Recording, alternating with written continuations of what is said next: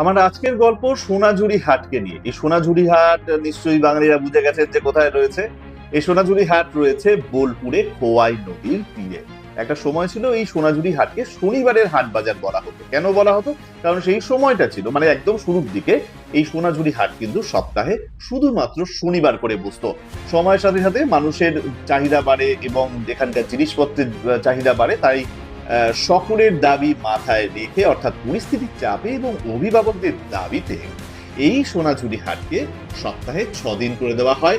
অর্থাৎ এখন আপনি যদি যান সোনাঝুরি হাটে তাহলে কিন্তু আপনি সপ্তাহে 6 দিন যে কোনো সময় যেতে পারেন। অর্থাৎ সকাল একদম সকাল 9টা 9:30 থেকে এই হাট মোটামুটি ভাবে বসে যায় এবং তারপর যতক্ষণ না সন্ধে হচ্ছে ততক্ষণ পর্যন্ত কিন্তু এই হাট চলতে থাকে। তবে বন্ধু, শুধুমাত্র বুধবার দিন বন্ধ থাকে। বাকি দিনগুলোকে আপনি এনজয় করতেই পারেন। এখানে গিয়ে আপনার পছন্দের পাঞ্জাবি, শাড়ি, ব্লাউজ বা জুতো, চটি, গয়নাগাটি, ব্যাগ, তার সঙ্গে বা ডায়েরি, ভিন্ন ধরনের একেবারে এক্সক্লুসিভ জিনিস এখান থেকে পেতে পারেন। এবং যদি আপনার মনে হয় তাহলে কিন্তু এখান থেকে জিনিসপত্র অত্যন্ত সস্তায় কিনে আপনি কিন্তু কাউকে গিফটও করতে পারেন।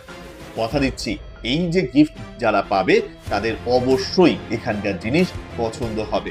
কম দামে পাওয়া যায় তার মানে এটা নয় যে আপনি বার্গেন করতে পারেন না। সেখানে কিন্তু অনেকেই হয়তো 500 টাকা 1000 টাকায় হয়তো কিছু জিনিস বিক্রি করছে, সেটাকে আপনি বার্গেন করে যতটা কমাতে পারেন সেটাই আপনার লাভ। এর পাশাপাশি আপনাদেরকে জানিয়ে রাখবো যে এখানে যেতে গেলে আপনি কিন্তু বোলপুর বা প্রান্তিক রেলওয়ে স্টেশনে নামতে পারেন। সেখান থেকে টোটো নিয়ে আপনি ইজিলি পৌঁছে যেতে পারেন এই সোনাঝুরি হাটে। এবং সোনাঝুরি হাটে গিয়ে আপনি কিন্তু আপনার পছন্দের জিনিস যেমন আপনারা পাবেন, তার পাশাপাশি আপনাদেরকে জানিয়ে রাখবো যে যখন যাবেন সেই সময়টা কিন্তু এই টোটো বা অটো যাকেই নিয়ে যান না কেন তাকে তার নাম্বারটা নিয়ে রাখবেন, কারণ অনেক সময় এরা হয়তো অন্য কোনো খারাপ এদিক ওদিক হয়ে যেতে পারে। সুতরাং সেটাও মাথায় রাখবেন এবং বার্গেন করতে ভুলবেন না। অবশ্য কাকেই বা বলছি, বাঙালি মানে বার্গেন করবে না এমনটা তো হতে পারে না, তাই না?